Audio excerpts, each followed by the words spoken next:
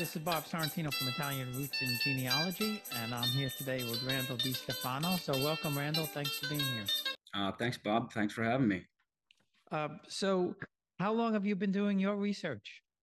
I guess I started back in the year 2000. We had come back from a trip from Italy, and it really piqued my interest. And I got a hold of my father, who's 90 now, and he had just very little information. He had a couple death certificates.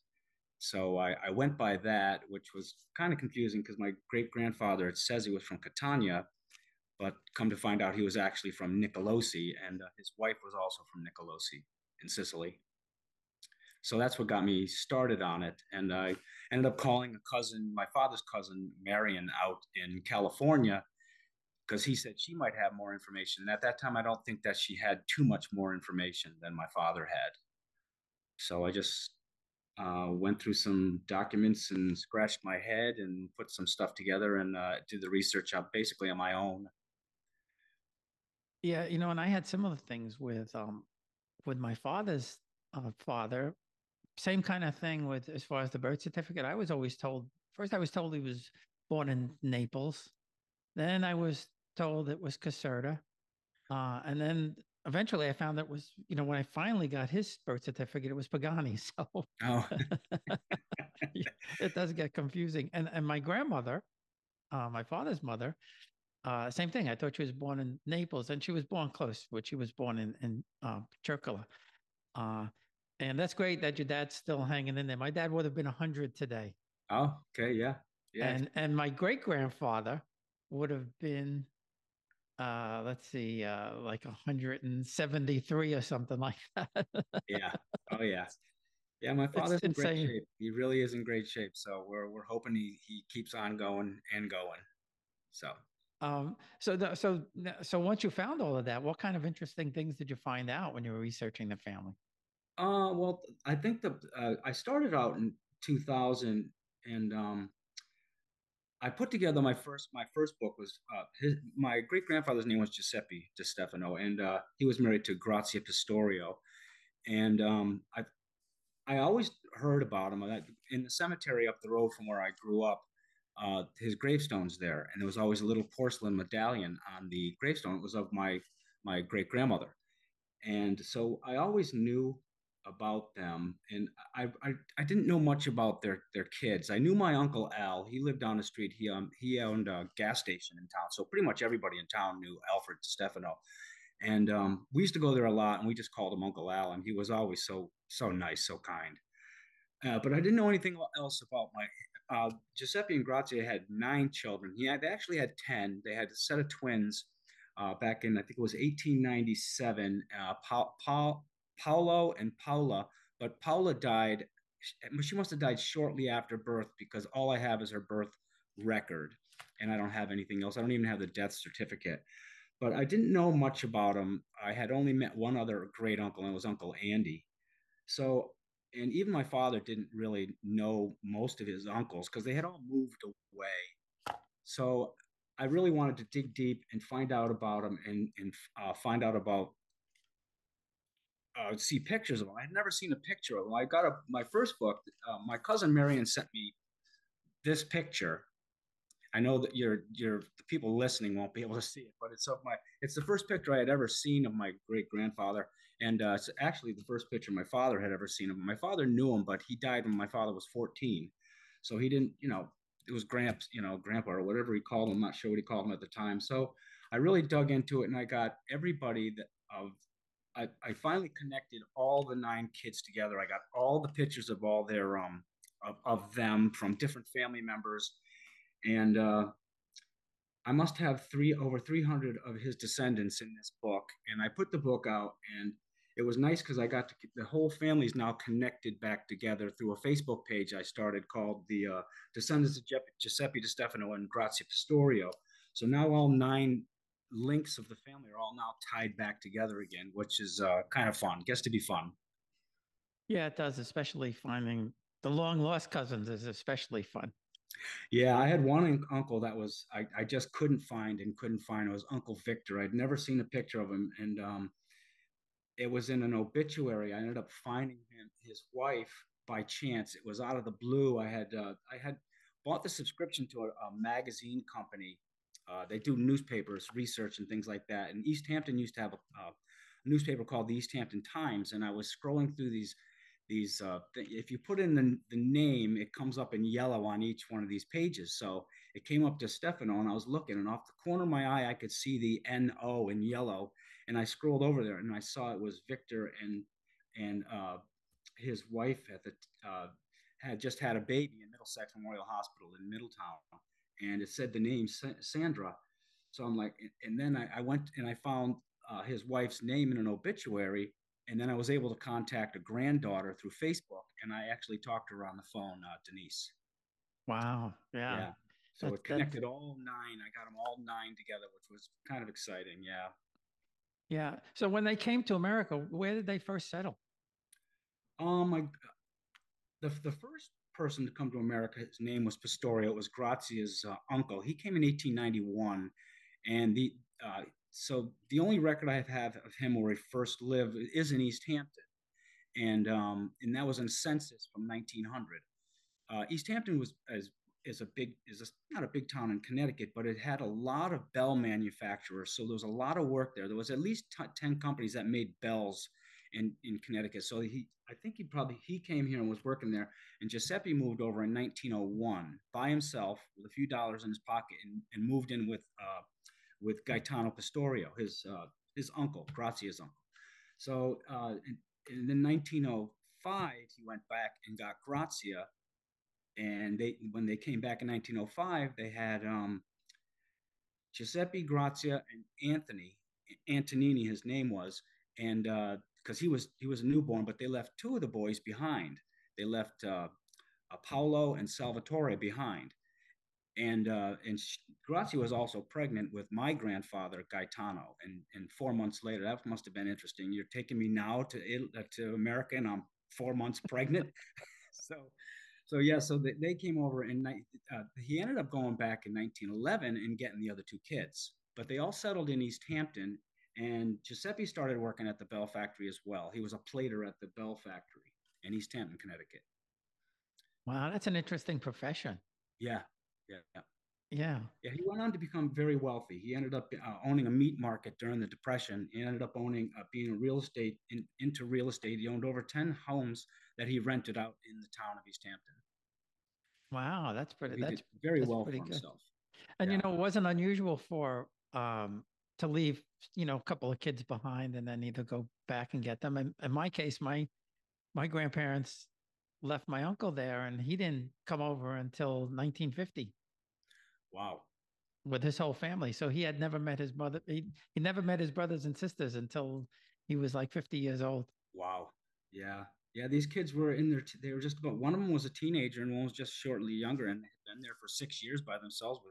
I don't know who they were with. It could have been with their mother. Their mom was still alive. Their dad died. Giuseppe's dad died, I think, 1850. He was only 52 years old when he died. He died young. So he must have been staying with his mother. Yeah, and that was pretty early to come over in the 1890s. Yeah, 18, Most of us came over in the, early 1900s, right. 1910, 1915. Yeah, I think Gaetano must have been like a feeler gauge, feeling out the situation, because he was there for like, well, 11 years before Giuseppe came over. So and then Giuseppe moved in with him. Yeah. And so did they all wind up working at the Bell factory? I'm obsessed on the Bell factory now because I think that's so cool. Oh, yeah, it's very cool. Yeah, there was two major bell factories. There was the Barton Bell Company, and there was another one, the Bevan Bells. And Bevan's still in around today.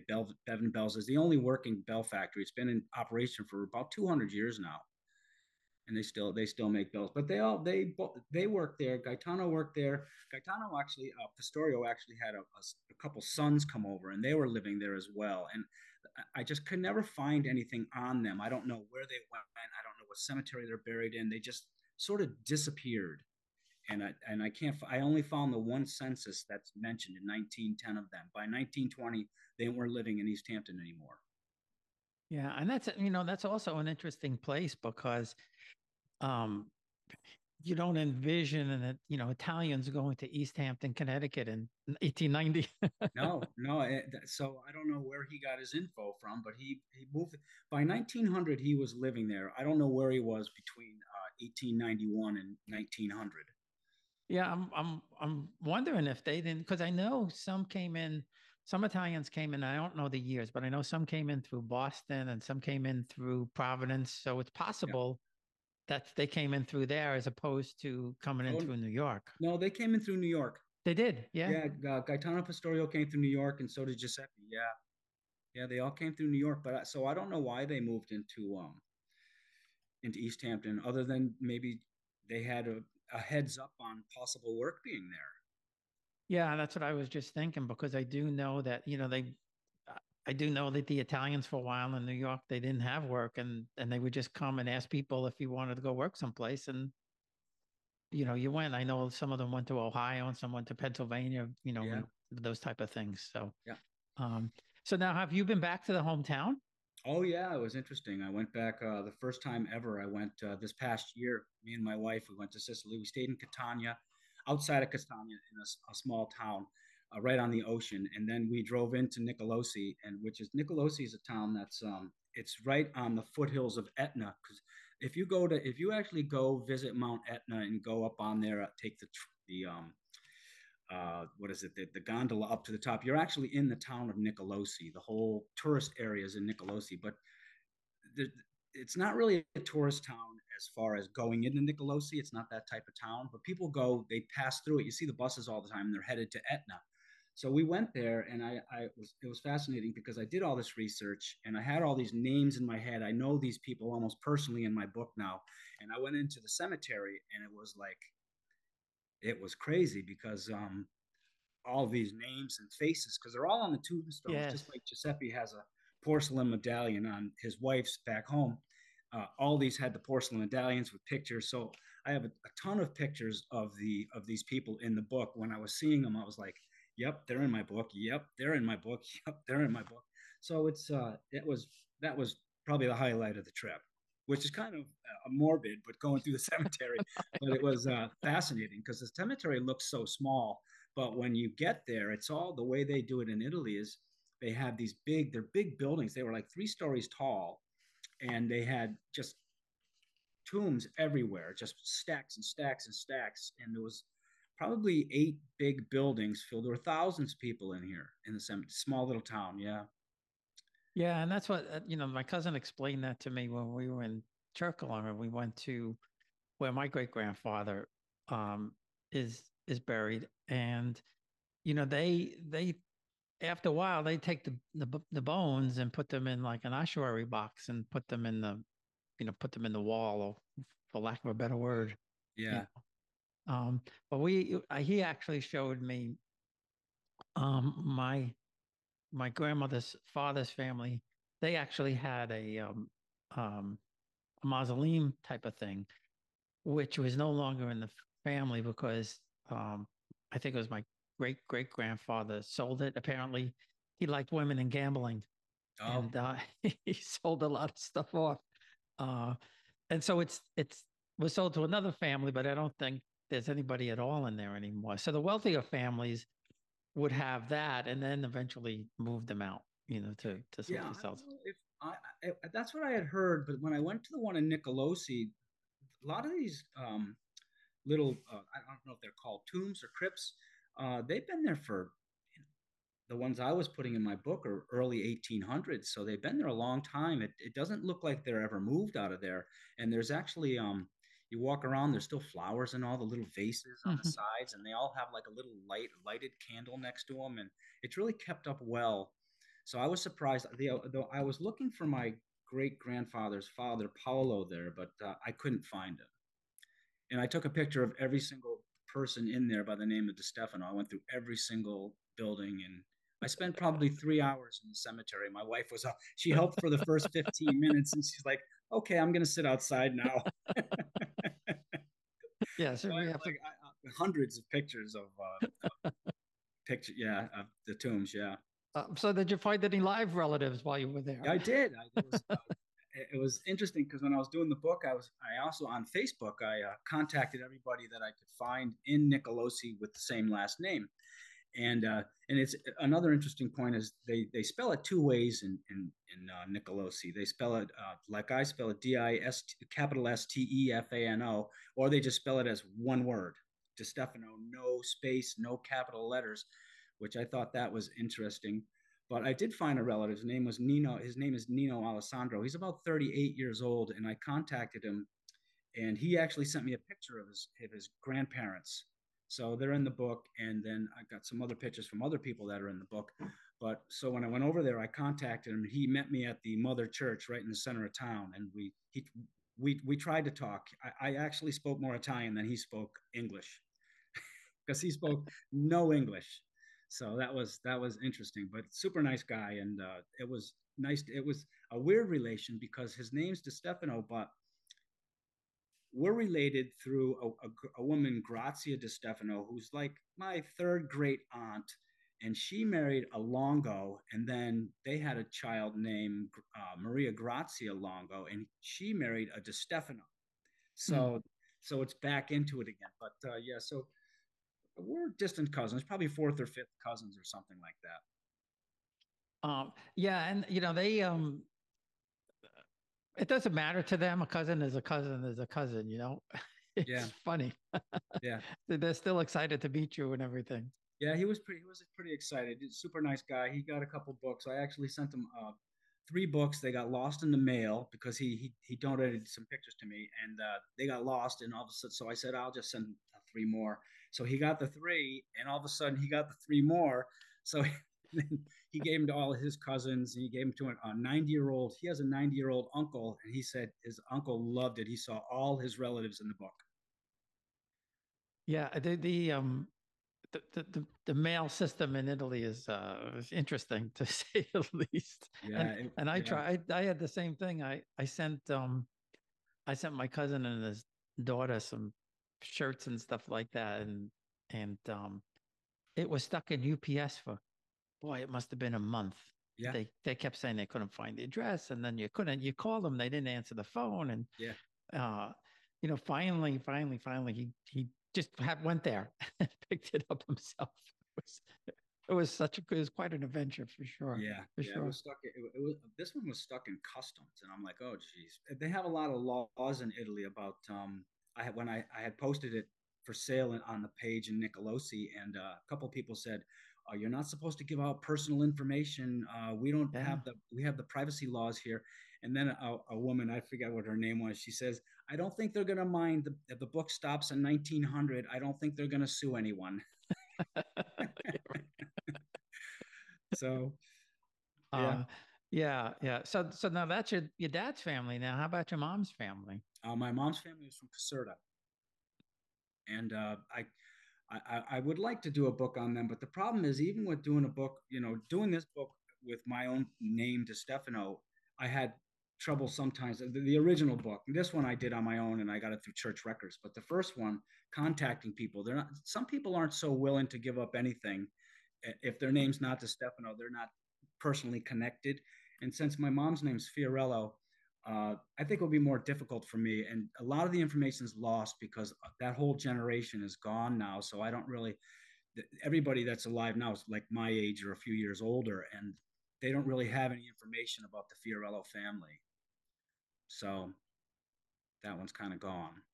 Yeah, and I ran into kind of this similar type of stuff too, especially with my dad's father. I couldn't find anything on him online. I couldn't find hardly anything.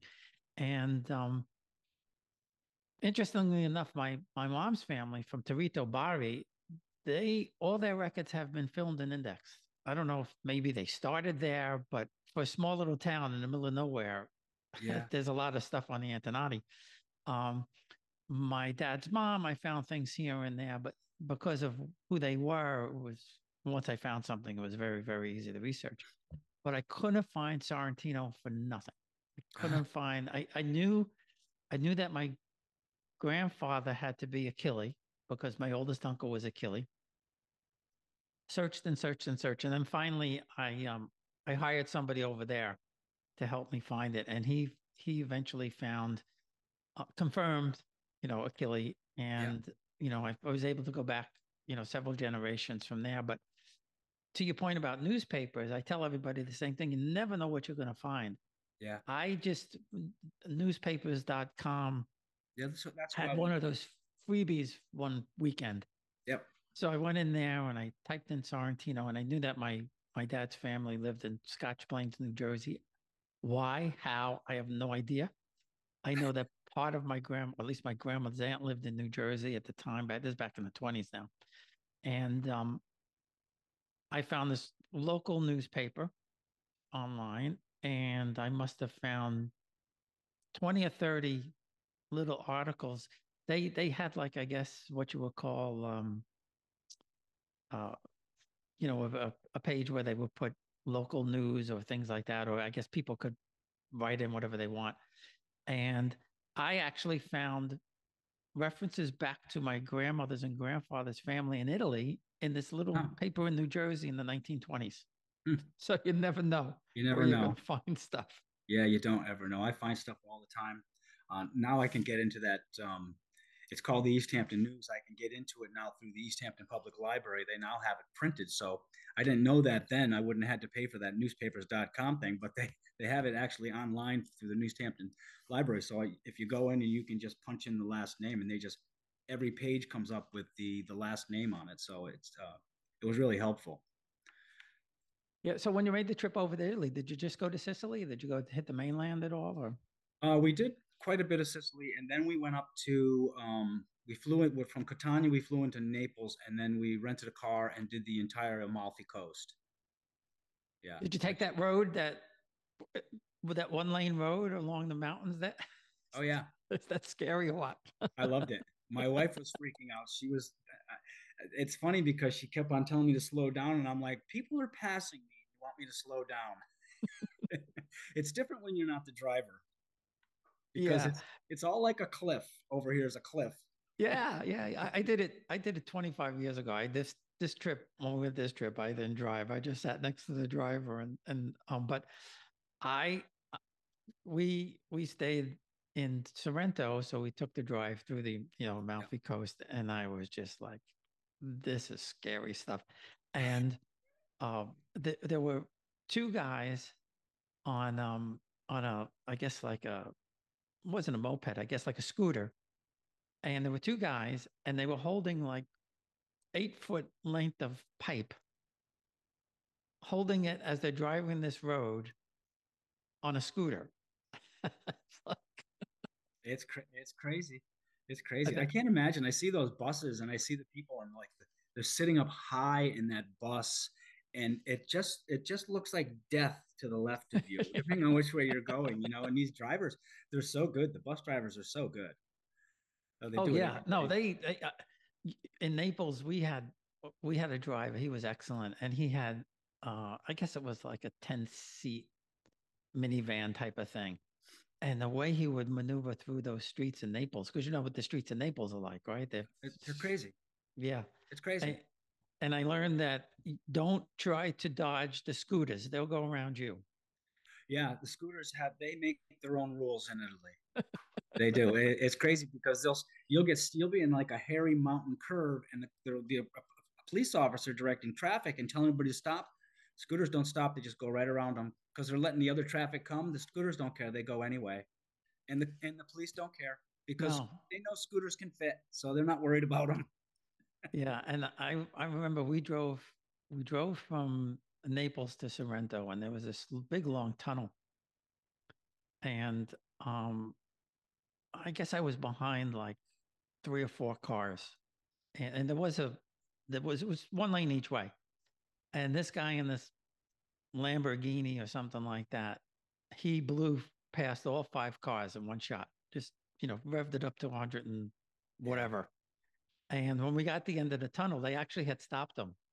And I said to my wife, I said, I guess passing five cars at one time at that might 150 just miles do an it. hour is that's even too much for the Italian police to do it. Yeah, I tell you what, you got to learn how to drive over there because if they have a second to get out into traffic, they're taking it. Yeah, yeah. Yeah.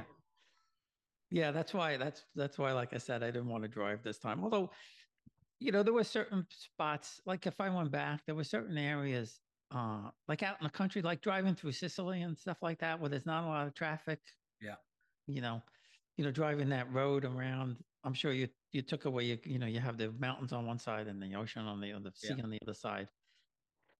It's incredible. How long were you there for? We were there for 23 days. Oh, super. Yeah, Yeah, because wow.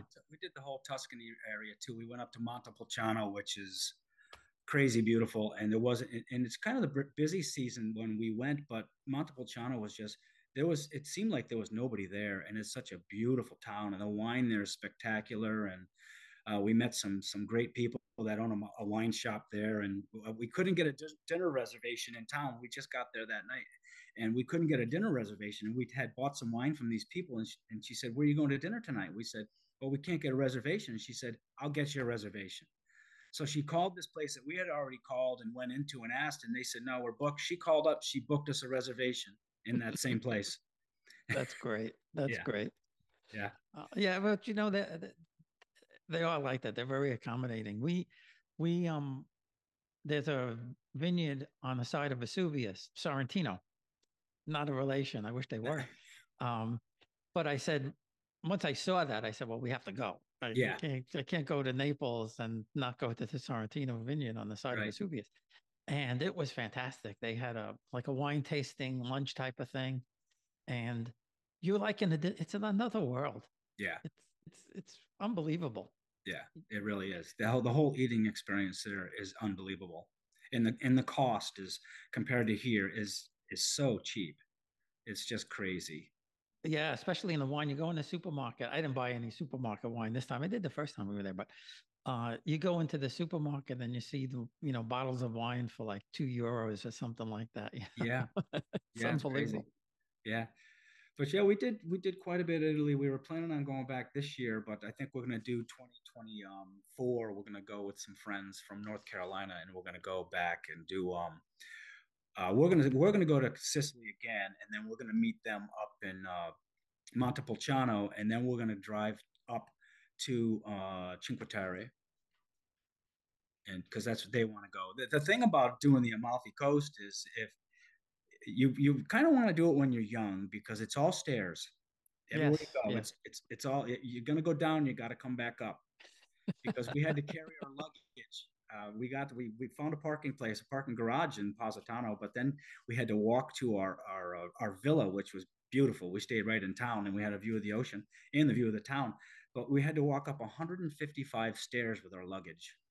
Oh wow. Oh, I don't Yeah, think. so when we got up there, I had to get changed. I was like, it had like rained on me. Yeah, it was. It's beautiful, Well, beautiful. we did that in Sheila in Calabria, and that was really such a beautiful place. But we didn't have to carry the luggage, but our hotel was at the top, and then the restaurants were all down by the sea, so Right. you had to walk all the way down. Now they have an elevator there, Oh, that's but nice. we took the elevator down. I don't know why we took the elevator down, and then decided to walk up. And I was like and it was like levels, and every level I would look up and like, oh boy, this is going to take forever. And we would, our kids are young. Our kids are 27 and 26. Yeah. We adopted them when we were older, and they're running up the come on, it's taking you Oh so yeah. long. Yeah. Yeah, they have an elevator in Siena as well. We went to Siena for a day trip, which is that was really packed. Siena was really packed, and another beautiful town. But we found a parking spot. She said, "It says there's an elevator to get up there." I said, "Really?" So we go up there, and it was actually escalators, and it was like had to have been 8 different escalators, going all the way up, and it took you right into just at the outskirts of town. It was beautiful. Yeah. When were you there? What month were you there? You were there in the summer? We were there in was it March? Jeez, I don't even remember now. I'm getting old. I don't remember. It's 4 months ago, about. Yeah, and Oh, okay. it was really warm in Sicily, really warm. Yeah, that's because I know.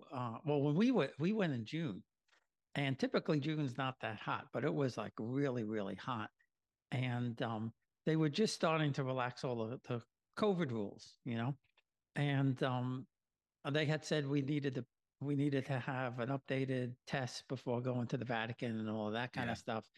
Yeah. And we had the test here to go over. And what happened was it was expiring, and we had this tour booked in the Vatican, right? So I said to my wife, I said, if we get tested again and test positive, we're not going to be able to do anything else. Right. So I said, maybe we'll just let the reservations go, and on the way back we'll go. And it's the way if we have to test anyway to come home. But then they stopped that. Um, and then I said, you know what? Let's just go. I said, if they ask for the thing, we'll show them. If they say we can't go in, we can't go in. Well, we get there. There's 10 million people there. Nobody's asking for anything. Yeah. Everybody's on top of each other. Yeah. Yes. Yeah. We didn't even go in. We did a day in, actually we ended up doing 2 days in Rome, but we did it the first day in Rome. We wanted to go in years ago, back in 2000. I went with my two boys, two young boys. They were just one guy I was wearing on my back, and we went into that little Okay. shop. We went to that little shop by the Vatican, and I was going to buy some stuff for the family. I bought a couple crosses and things like that. And then the following year, I went back with my brother and my brother Steve and his wife Sherry, and I'm in line, and I said to my wife, I said, "That's the same nun that was here last time we were here last year." So I'll keep looking at her, and she's looking at me. When I get up to the counter, she goes, "I remember you Wow. from the previous year," and I'm like, I said, "I remember you." So yeah, and we bought some more stuff, but yeah, we didn't go in this time because it was so crowded, and we had been in before, but it just looked like it was going to take us an hour and a half, 2 hours to get in. And when you're in Rome, you just want to walk around and do things. So Yeah, I mean, we did it. We did it because of the kids. If it wasn't because of the oh kids, yeah, I don't think we probably would have waited online. yeah, And the first time, same thing. My son, when we went the first time, he was a baby. He was on my back, and yeah. we couldn't go into St. Peter's with him. We had to go in separate because we couldn't. I don't think I had the thing, but you couldn't bring the stroller in there. And Oh right. so I went inside, and I don't know how long I was in there for. And I come out, my wife says, "What were you doing in there?" I said, "Well, when you get in there, you've Yeah, never seen a church this big." right. Wait and see. I could have spent more time in there. Yeah. Oh, exactly. Yeah. I was like rushing around. I said, "You'll see how big it is." Yeah, yeah. It's And incredible. It's yeah, incredible. yeah, it is. It is amazing. And we didn't go into the Sistine Chapel that first time. So, and that's what took so long because there were so many people there. It was crazy. Um, and then we did, like you said, it's a great town to walk around in, and Yeah, and yeah, you know every turn there's some part yeah. of history. Yeah, we've been there 4 times, so we know Rome pretty well because we get there, we'll spend a day there, and then we'll go someplace else. But yeah, we know Rome pretty well. It is beautiful, beautiful to walk around. It's amazing when you forget how big the Colosseum is until you get there. It Yeah. because you see pictures of it and you say, it doesn't look very big, but you get there and it's like it tall. It's just enormous. And for anybody who goes, I didn't know this when we were there. You have to buy the tickets online.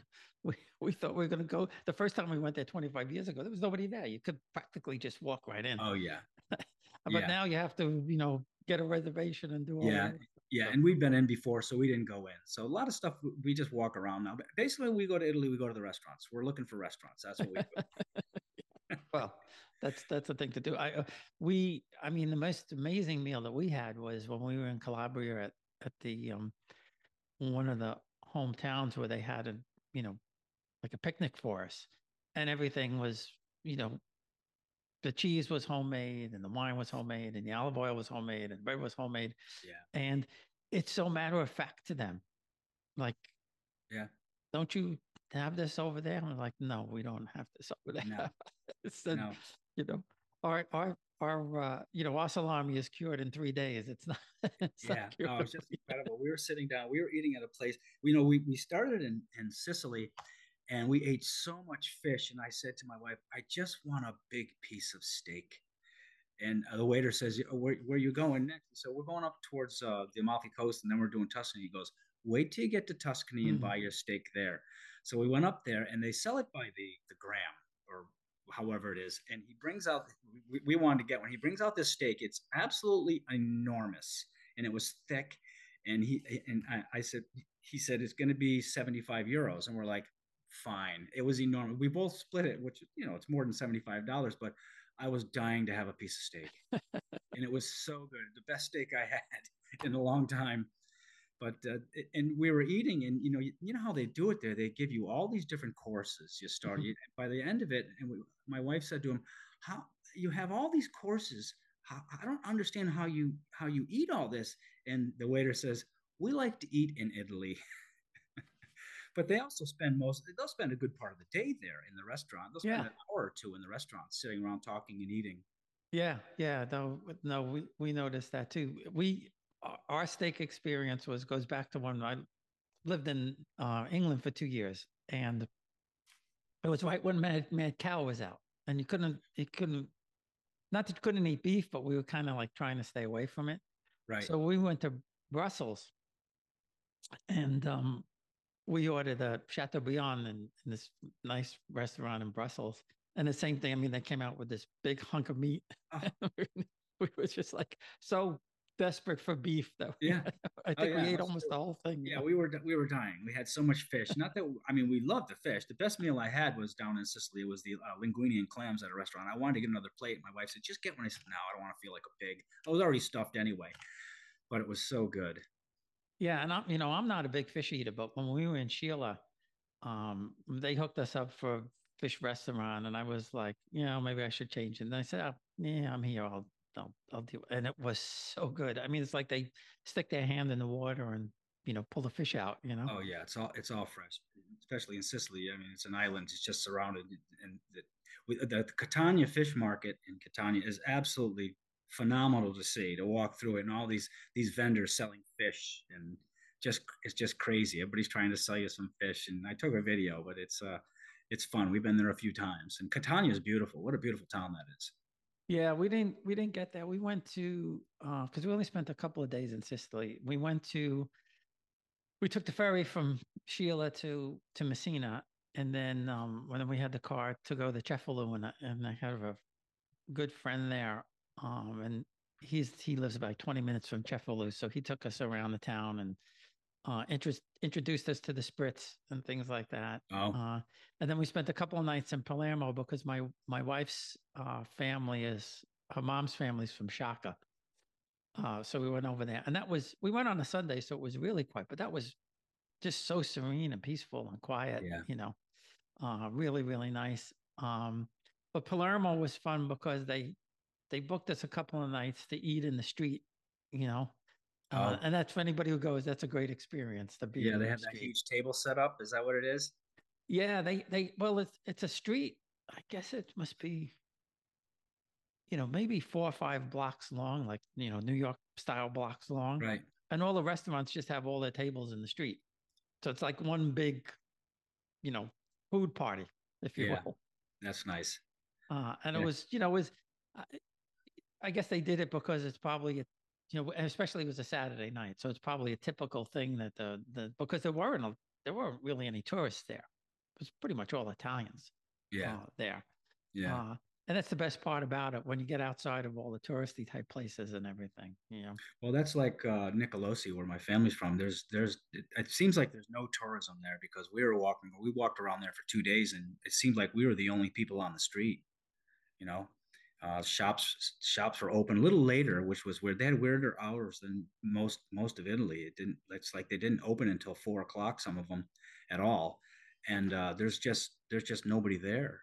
It's except they're all just in buses going to the mountain to the volcano. Yeah. So Yeah. it's like I guess a stopover place or something, right? Before they, Yeah, and there's no place. I mean, it's not even a town you'd stop in to go do shopping or anything like that. It's more of just it's only a population of 1,600, so it's a wow. small town. Everybody knows each other. I tried to get information from the town hall there. They weren't cooperative at all. I went. It was funny because I went in. I had already done my research, but I just wanted a death certificate on my great aunt who died at either at birth or shortly after birth, Paula. And I had another. I just wanted to see the another document on my great great grandfather. And I went in with 2 pieces of paper, and I went in and I said, "Scusi," and the woman behind the counter put her hand up to say no. She never came to me, never approached me. She didn't know I was there or nothing. And I just looked at her and she says, no, again. And she turned around and looked at the guy in the back office, and he just looked at me and put his head back down. And I'm like, and I was like dumbfounded. And I just walked out of there confused, like, what happened here?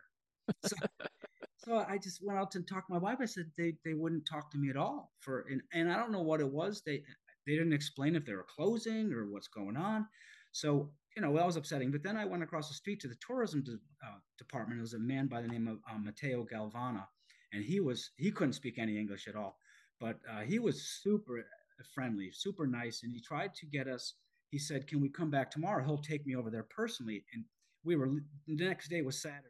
We were leaving. We were getting on a flight to go up to Naples, and I said I can't, because he told me that the place wasn't closed. They were still open, but he was getting ready to shut down as well. So, but he was very helpful and very nice. And but it was, I mean, Nicolosi is a pretty town. They have a beautiful church. They've got Etna, and we went up there. We took Nino, my cousin, distant cousin, has a friend by the name of Stefano. His name is Domenico, and he helps run the outdoor adventure stuff on Mount Etna. And he said, go up there and see him. He's not related. He's not originally from Nicolosi. And so we went up there. We met him. He took us on a private quad tour of the mountain, and so we had a lot of fun. Oh, that's nice. Yeah, we really enjoyed. We saw most of the sites I wanted to see in Nicolosi. I saw the volcano. I wanted to walk on Mount Rossi. Those are two small mountains that were created by the eruption of 1669, and now it's like an adventure trail up there and biking path. And but we didn't get to that. But you could see it from everywhere. And so we're going to go back. I want to go back in next year and go back to Nicolosi at least one more time. Yeah, we're hoping to go in, maybe in September. If not, then definitely same thing. 2024 for sure. Yeah. Before I get too old to go. Yeah. Well, Randall, this has been a lot of fun. I appreciate you taking the time. So, for anybody who wants to buy the book, is it on sale? Yeah.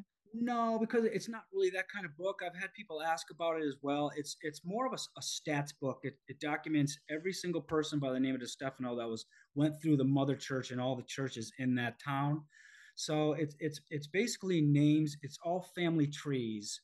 So there's no stories in it or things like that. It's just a connection of families, and it connects them together. If I could have gone back another generation or two, I could have tied them even closer together. But I could only go back to 1620 with the town records.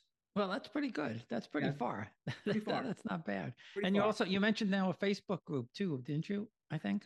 Yeah, I have a Facebook group I started. It's the family of Giuseppe De Stefano and Grazia Pistorio on Facebook. Yeah, and it's got I think we have 80 members, and they're all from all 9 lines of the family. Great. Yeah, that's super. All right. Well, listen, thanks again. I appreciate it. Stay warm up there in Vermont. All right, Bob. Thanks. Nice talking to you.